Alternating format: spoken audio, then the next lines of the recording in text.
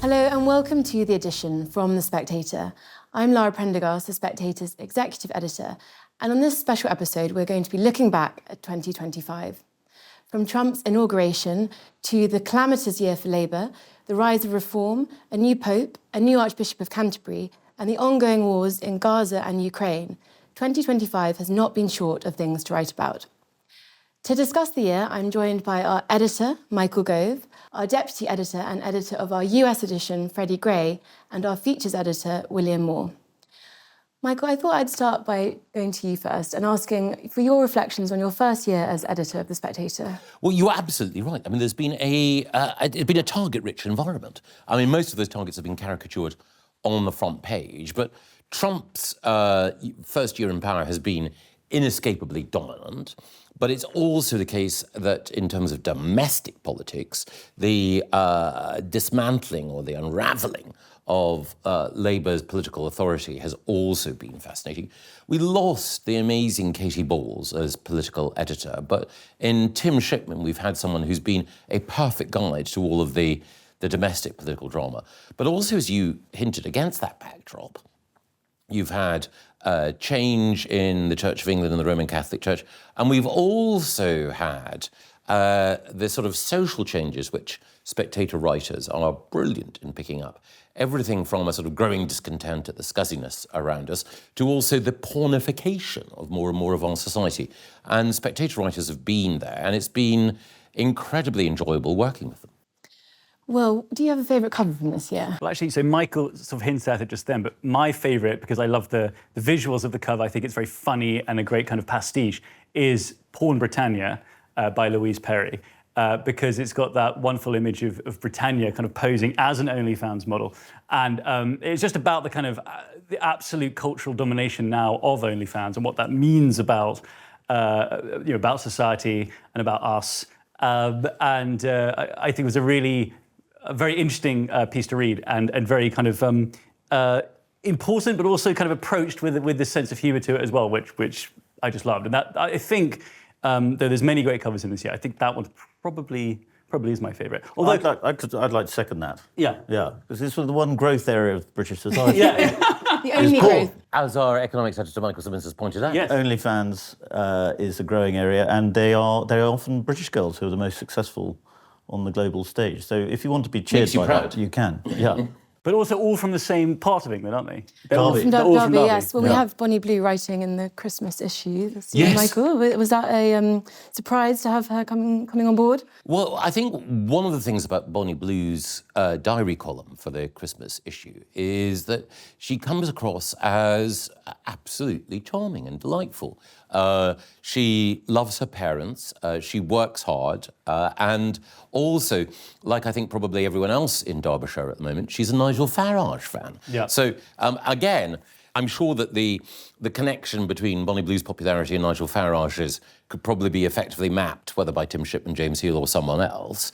But I think what is striking is that someone who might have been thought to be, a marginal figure is a figure of cultural significance this year, a figure arguably of political and economic significance, but also, as Dominic Sandbrook points out in the Christmas issue, Bonnie was if she'd been around in the 18th or 19th century, she would have been the mistress of some noble figure, and he points out that Lady Emma Hamilton, Nelson's mistress, was the Bonnie Blue of her age. On the subject of reform, we have covered it a lot in the magazine this year. We, back in March, looked at Reform's plan for power. Then in June, we said that Nigel wants you. That was about his recruiting. And then Tim looked at the plan to recruit women. And then we looked at camp reform. Yes. Sorry, I was sorry to interrupt, but that's actually the other cover I was going to mention. Is one of my favourites, is Gareth Roberts on, the headline was Stage Right, and it was about how kind of panto, how camp reform are. And I think it might be the definitive piece written about reform this year, because it's just true, and it's proven to be true by that same week, because Gareth wrote that piece as Reform Party conference was just about to start. And then the second it had gone to print, sort of the next day, we had that moment of Andrea Jenkins coming out in that kind of glittery romper. Diamante cats. Exactly. Singing I'm an Insomniac, which is this song that she'd written in 2006 for an album that went nowhere, and she was just belting it out to all of the crowds at the Reform conference. And so, I mean, if you had doubted before Gareth's piece that he was correct to say that Reform's secret weapon isn't just that they're really right-wing, it's the fact they're really camp, then I think that conference proved that point. Michael, do you still think that Reform are in the ascendant? I'm not sure that they're still in the ascendant, but it's certainly the case that they've established themselves as absolutely central to British politics. It's the case that Nigel Farage is odds-on to be Prime Minister after the next election. He's just been replaced, I think, in the betting odds as the next most likely Prime Minister by Wes Streeting. Not because people think that Wes Streeting will win the election, but because they think that Keir Starmer's own position is so rocky that there'll be a change in Labour leadership. And you can't deny that it's been Reform's year politically. They started the year ahead in the polls. They finished it, I think, 10 points clear of their nearest challengers. And even though they're a little down from where they were, I think that it's been striking the way in which Nigel Farage has made the weather politically.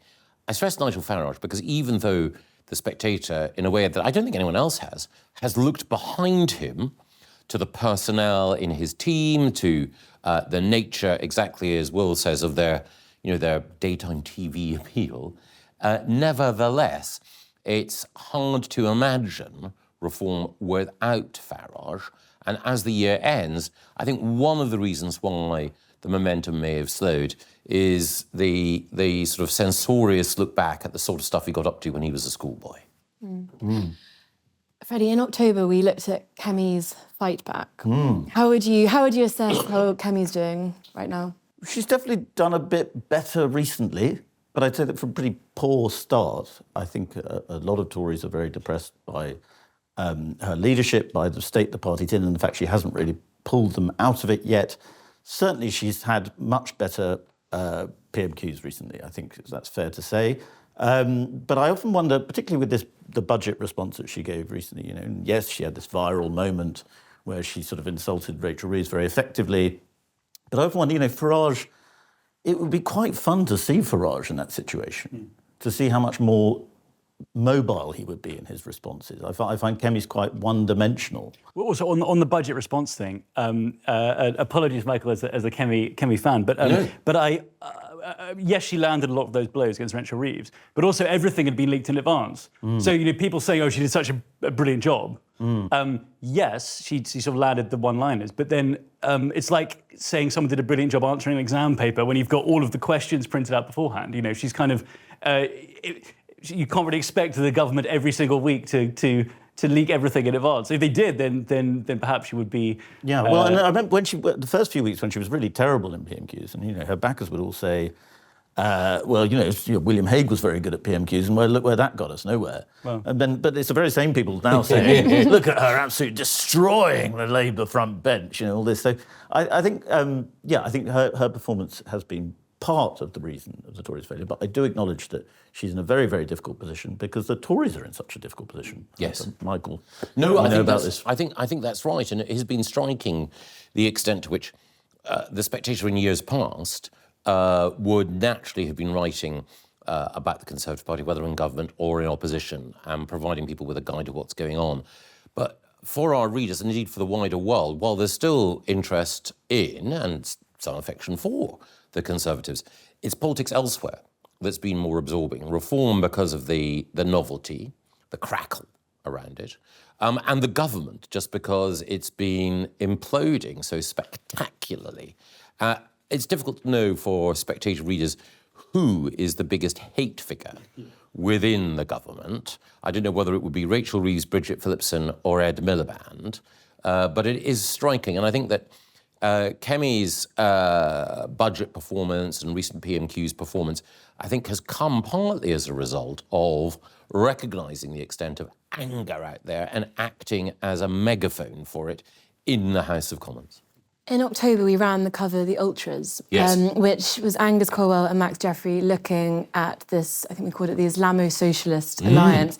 What are your reflections on that side of politics, on the kind of far left? It's been very striking that in the middle of the year, it would have appeared that the principal challenger to Labour on the left would have been your party, this attempt by Jeremy Corbyn and Zara Sultana to link up with the 4 Gaza independent Islamist MPs who were elected at the last election.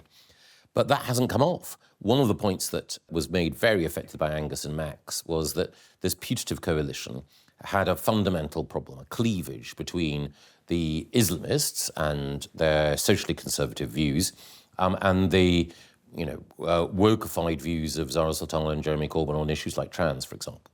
And it has been the case that 2 of those MPs, of course, have said, we don't want to have anything to do with Sultana and Corbyn. And we had a fascinating letter, very well-argued letter by one of those independents, Adnan Hussein, the MP for Blackburn, explaining why fundamentally he couldn't be in a Sultana-led party.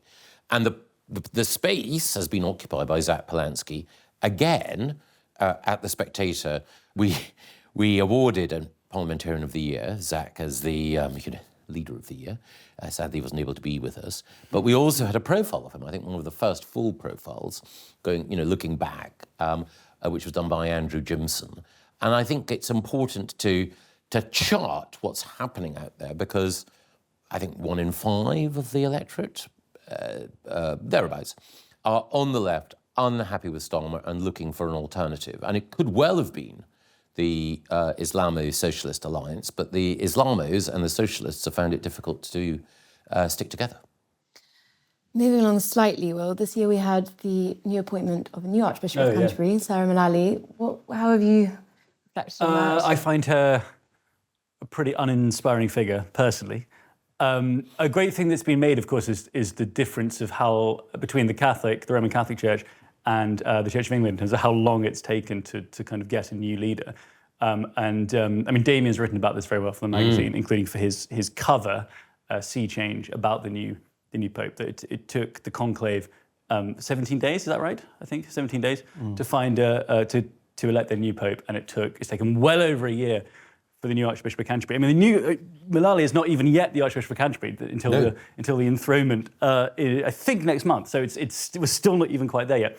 But I mean, it certainly has not been, I think, an extremely good year for the Church of England. We've had now, and the wider Anglican Communion, because now there's a lot of conservative churches within the Anglican Communion that won't sort of going to split away. GAFCON are splitting away to do their own thing because of her appointment. So that's all very not good for Anglicans. I think the one area where Sarah Mullally, I hesitate to say has shown leadership, but certainly has been effective in her own way, is on the assisted dying bill in the House of Lords. Very true. And I think that, again, one of the political themes, and indeed it's a religious and social theme of the year, has been the assisted dying bill, because we drew attention to, the magazine collectively drew attention to its defects right at the beginning of the year.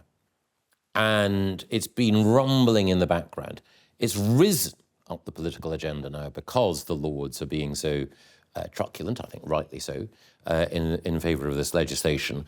But I think if you trace back both the story of the Church of England, but more broadly the story of this bill, thanks to Damien, thanks to Will, thanks to some of the great material that Dan Hitchens, for example, has done for us.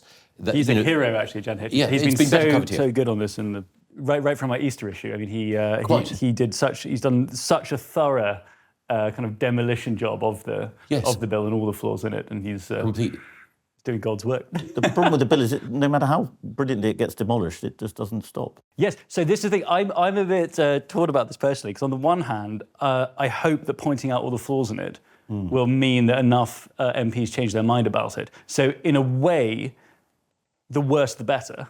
That the worse the bill gets, the more there's a chance of people turning against it. But that's also very high risk, because the MPs might well just go with it anyway. Yes. Even if it's the worst bill ever written, in which case then it'd be even more of a disaster. Yeah, we'll be killing grannies one way or another, but within a few months. Yeah. Merry Christmas to all viewers and listeners. Cheerful note. I've had a really cheerful year. I don't know if that's going to come across. Fred, on the subject of the new Pope, how do you think the year has gone so far for him? Well, it's hard to say, really. I think a lot of Catholics are a bit disappointed with his response to the violence against Christians in Nigeria. I think, it's fallen to Donald Trump to be the kind of voice talking up on behalf of Christians and in Nicki Nigeria. Minaj. And Nicki Minaj, indeed, the rapper. But I think there was some hope among conservative Catholics, traditionalist Catholics, that Francis, who they regarded as a very toxic pope in many ways, that Leo was going to start evolving away from his legacy. I think my parish priest still thinks that's going to happen. We haven't seen much evidence of it yet. He seems to be very safely on the kind of left liberal side of Catholicism on key questions. It seems to me. I may well be proven wrong, though. It has been the case that Damien has drawn attention to the fact that he's less antagonistic to the Latin Mass than Francis was. Yes. Maybe people have been over-interpreting that, but in itself, that's a good thing. Yes, he's not a troll. I mean, Damien would always call Francis a troll because he was sort of deliberately trying to... That's about the nicest thing Damien would call. But Francis had this sort of Jesuitical way of saying things to antagonise opponents, which I don't think Leo has shown much sign of yet. And the big hope about Leo is that his brother is a sort of Trump fan, and he'll have some sensible influence over him. But it is, I mean, I do think just having an American pope is an extremely interesting and significant development. Well, talking of Trump, back in January, Freddie, you wrote Empire of Trump, and you said Freddy Gray on the president's plan to make America greater. Amazingly. How's that going? Amazingly prescient piece that was. Well, I think actually, I mean, last week we had the National Security Strategy document that came out, and it's a sort of 33-page statement about how America's approaching foreign policy in the world. And I think it bears out what we were seeing already in January, which 100%.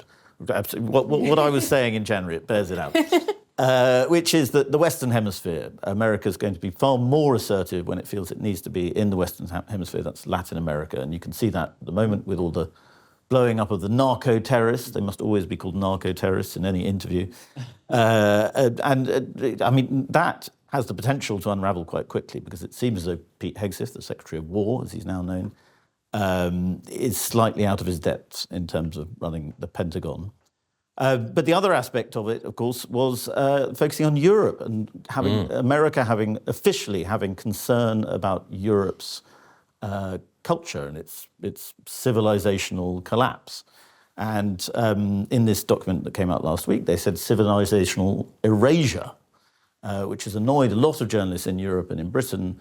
But I think a lot of Europeans and British people reading it feel they are worried about Europe's civilizational erasure. And so a lot of people who dislike Trump in Britain and Europe are saying, well, actually, he's the one, particularly in Britain, it's the Trump administration that's sticking up for free speech in Britain, while our government seems to be suppressing it. I think this idea of American first, being this entirely sort of selfish foreign policy worldview, has been disproven slightly. I think if you read that document, you'll see that they are very concerned about saying Europe is our ally, it's very important to us. Sentimentally, they say, it's very important to us. We hope practically, too, it's very important to them, that Europe is preserved. And I think for a lot of people, that's good news. On the subject of European culture, and I suppose specifically British culture, we have covered that quite a lot in the magazine. We had Scuzz Nation. You did your piece on Weimar Britain. Douglas wrote about the fear felt by British Jews at the moment.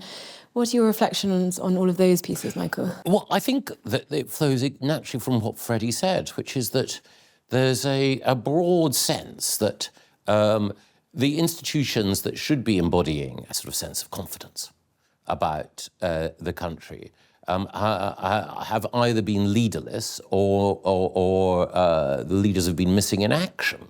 So Scuzz Nation, I think, a brilliant piece by Gus Carter, summed up that sense that everywhere you look, you have this combination of decaying high streets, lack of confidence in the public square, and exactly as Freddie said, on the one hand, you will have the police who are prepared to pursue someone for something that they may have said online, particularly if their bookshelf is a bit Brexity and they're a Spectator subscriber. And yet at the same time, you'll have a level of antisocial behaviour out there on the streets which people will find insupportable. And of course, that's tied to another story that we picked up on, which is the way in which anti-Semitism has become almost mainstreamed, the way in which the football match that the Israeli team Maccabi Tel Aviv were due to play in Birmingham against Aston Villa, thanks to one of the Islamo-socialists whom we featured on our cover, had all of the Israeli fans effectively being banned from Birmingham.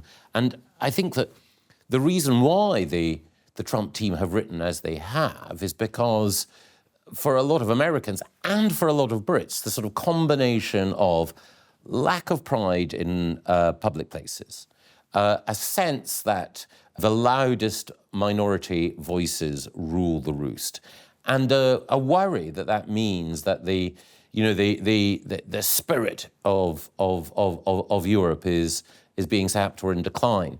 All of these things are very much in the air, and we've been covering them. And I think on top of that, there's one very particular thing which has come up in the last sort of couple of months, which is the crisis in our armed forces. So of all the institutions in which we should be most proud, the armed forces stand out. But as Mary Wakefield has pointed out, there's a real problem, and she pointed this out last year, with the situation that we have in the special forces because of lawfare. And as Alan Mallinson pointed out, and as our leader reinforced earlier this month, there's a problem with looming defence cuts as well, even though we were supposed to be spending more on it. So people sometimes say, why are so many of the covers, so many of the items in the Spectator, negative? And the truth is that the concerns of so many of our readers and our writers are a reflection of the country's direction. We've talked primarily about the covers. I'm going to now take you all inside the magazine and ask for some of your favourite articles from the year. Will, what would you go for? The first one that jumps to my mind is a Life column written by Nicholas Farrell, who lives in Ravenna in Italy. And he wrote such a brilliantly mad Life column about getting drunk and arguing with Mussolini's ghost.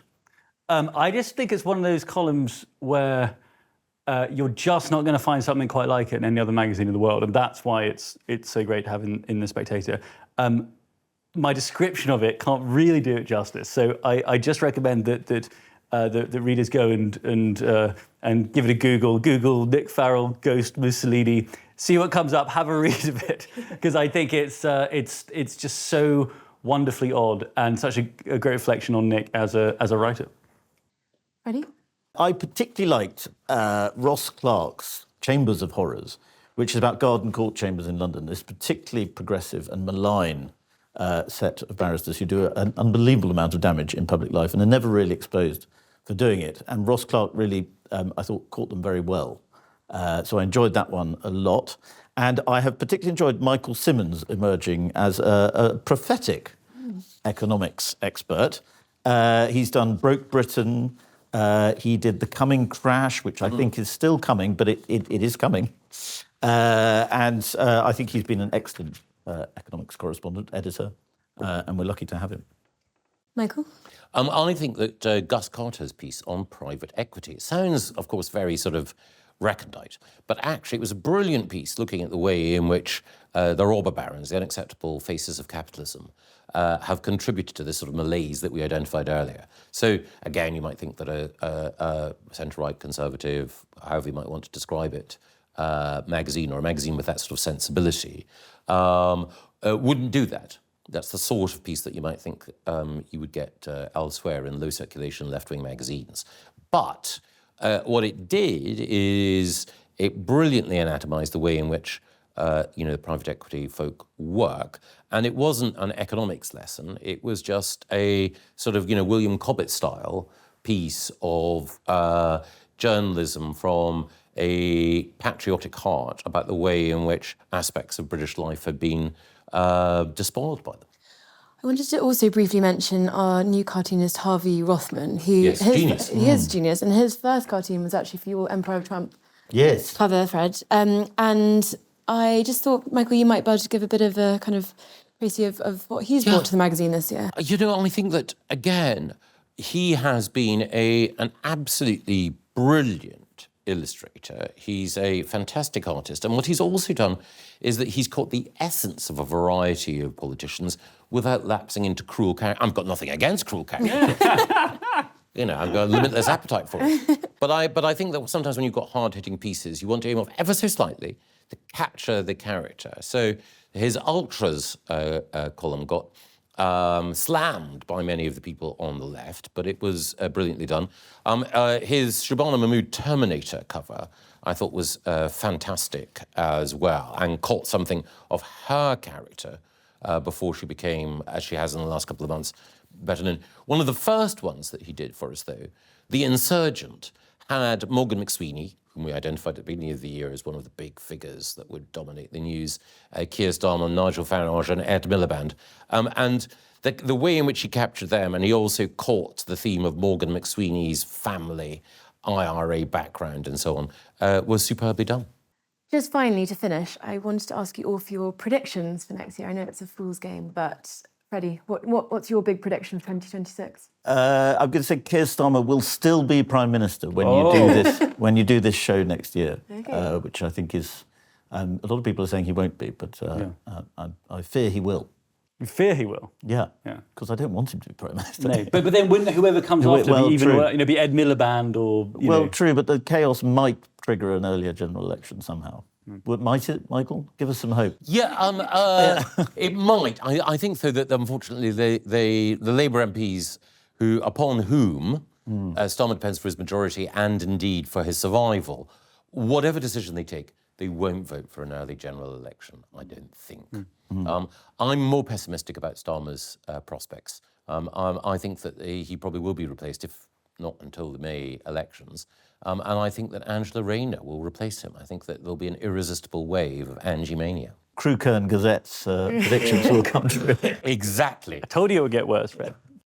Will, your prediction? Well, I'm going to kind of counter the predictions by just repeating two bets I've made. I've put my money on the line here, and I don't feel now as confident about either as I did when I made the bet. So the first bet I made was with Andrew Gibbons, which was I betted £20 that Kemi Badenoch would not lead the Tories into the next general election. So I bet against Kemi. I think now people seem to be rallying around her, as we've talked about before on the podcast. I think a lot of the people who wanted her gone are a bit quieter now.